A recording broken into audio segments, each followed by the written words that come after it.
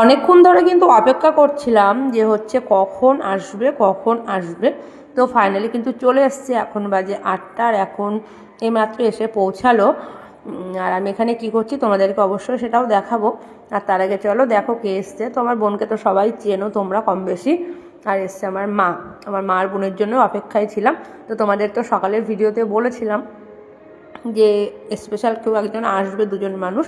তো চলে এসছে ফাইনালি।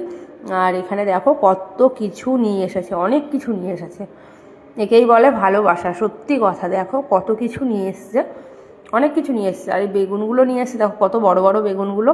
তো বেগুনগুলো দেখে কিন্তু আমার এখন একটা জিনিস খেতে ইচ্ছা করছে, বেগুন দিয়ে আর ইলিশ মাছ দিয়ে পাতলা পাতলা ঝোল।